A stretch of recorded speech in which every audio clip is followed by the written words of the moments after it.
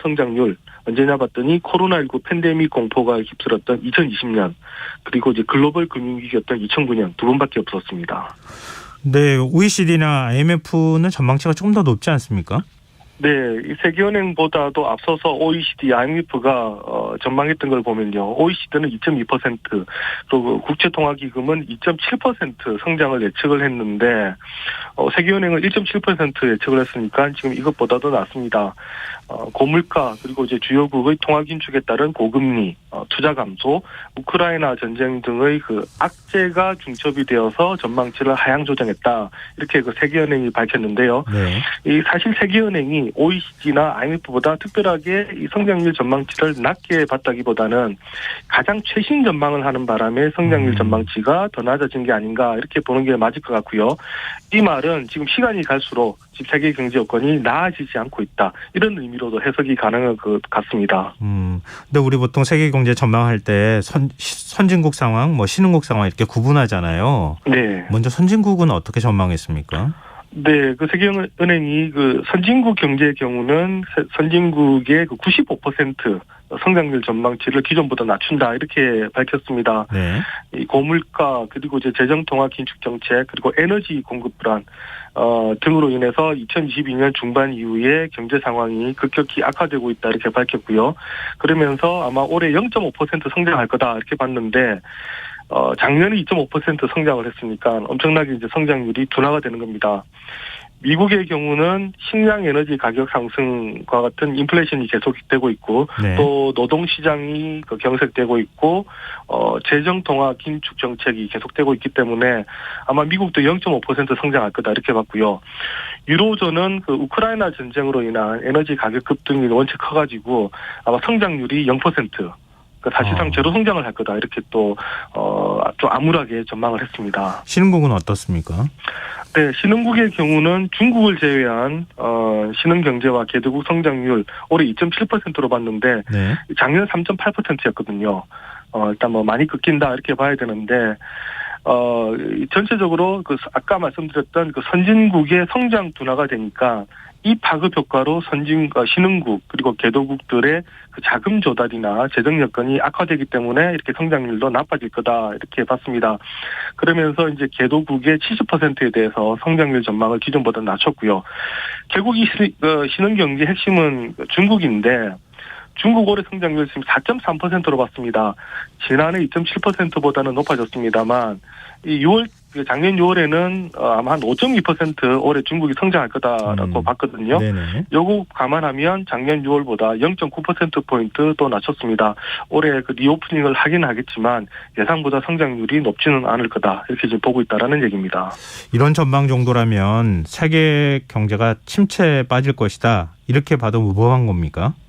네, 세계은행이 지난 20년을 돌아보면 이 정도 수준의 성장 둔화는 세계 경기 침체로 이어질 수 있다 이렇게 경고를 했습니다. 예. 그러면서 최근에 그 취약해진 경제 상황을 고려하면 지금 예상보다 높은 인플레이션 그리고 또 물가를 잡기 위한 급격한 금리 인상 그리고 또 코로나19의 그 팬데믹 재확산이나 또 지정학적 긴장 고조 이러한 어떤 그 새로운 악조건들이 조금만 발생하면 세계 경제는 바로 침체로 빠질 수 있다 이렇게 지금 분석을 하고 있는데요.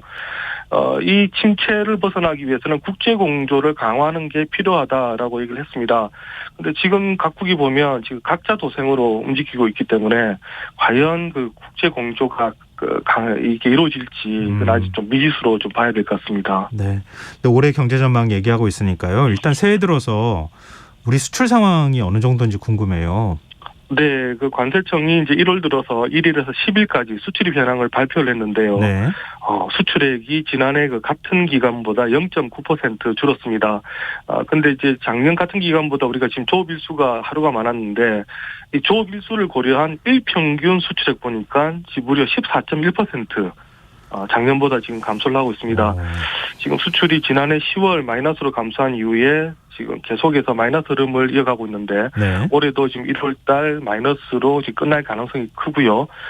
세부 품목으로 보니까 우리나라 주력 품목인 반도체가 이달 들어 10일까지 전년 같은 기간 대비해서 29.5% 많이 줄었네요. 많이 감소했습니다. 예. 이게 지난해 11월에도 28.6%, 12월 27.8% 감소를 했는데 계속해서 지금 3개월 연속 30%에 가까운 감소세를 보이고 있고요.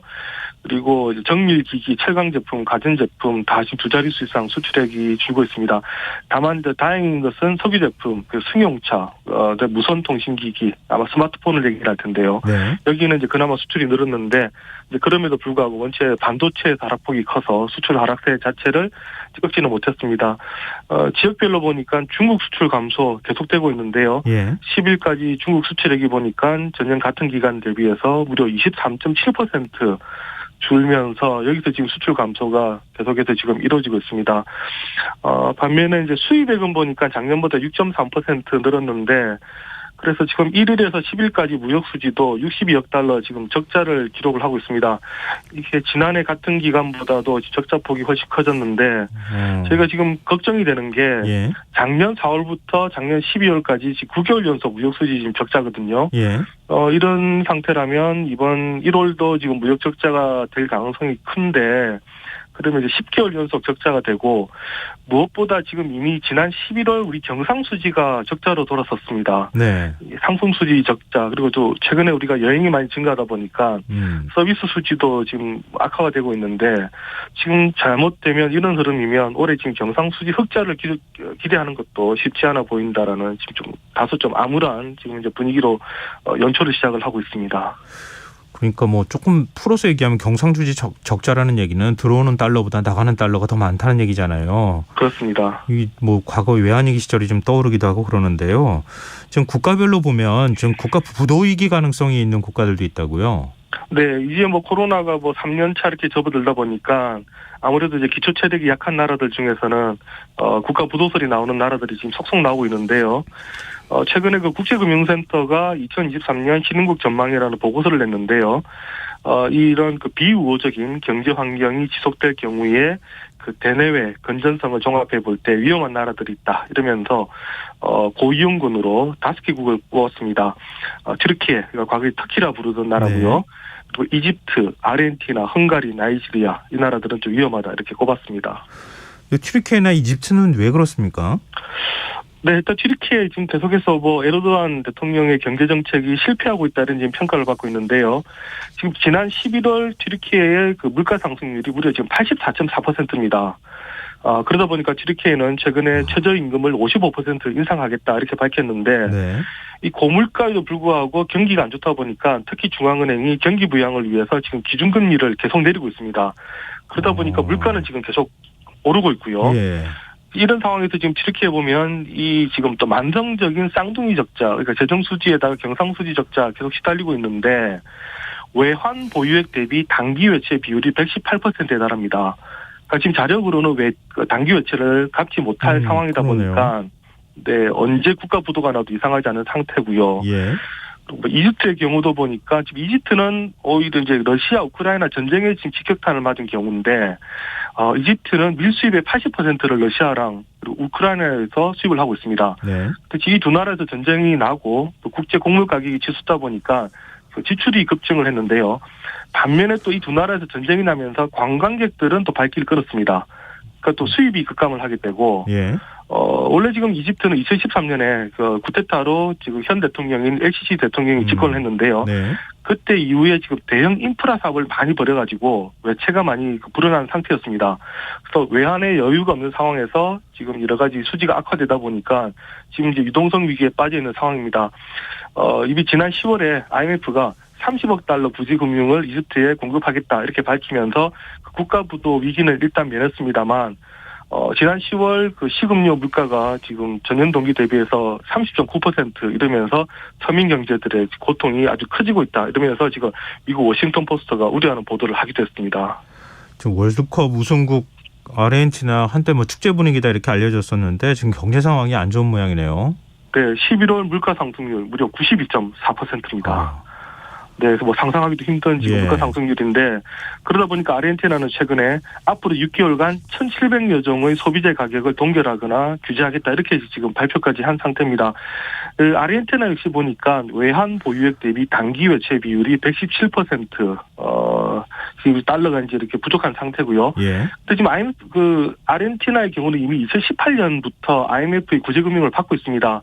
그래서 지금 그 IMF가 계속해서 지금 긴축 요구를 하고 있는데 어쩔 수 없이 고금리 정책을 펴는데요. 그러면서 지금 서민들의 고통이 계속 커지고 있고 또 지금 달러 부족 현상은 계속되고 있다 보니까 계속해서 미태하다는 얘기 또 나오고 있고요. 예.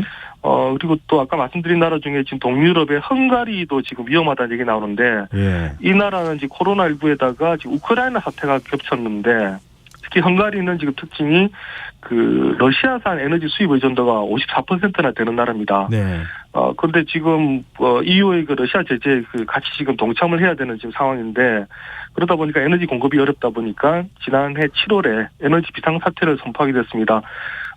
지난해 10월 물가 상승률 보니까 21%. 그리고 올해 같은 경우도 아마 14% 정도 물가 상승률이 될 거다를 보고 있는데 네. 지금 이 나라도 지금 쌍둥이 적자거든요. 일각에서는 올해 이제 마이너스 성장을 전망하면서 지금 국가 경영이 쉽지 않다 이런 얘기들이 계속 나오고 있습니다. 아니 이게 세계 경제가 하나로 연결이 되어 있기 때문에 지금 어떤 나라의 위기가 우리나라까지 지금 파급 효과를 미칠지 아무도 예상할 수가 없는 상황이라서 올해 세계 경제는 정말 힘들겠다 이런 생각이 드네요. 네. 오늘 경제읽기 여기까지 하겠습니다. 지금까지 경향신문 박병률 경제부장이었습니다. 고맙습니다. 네, 감사합니다. KBS 라디오 김성환의 시사야 1부 순서 여기서 마무리하고요. 전 11시 정각 2부에 다시 오겠습니다.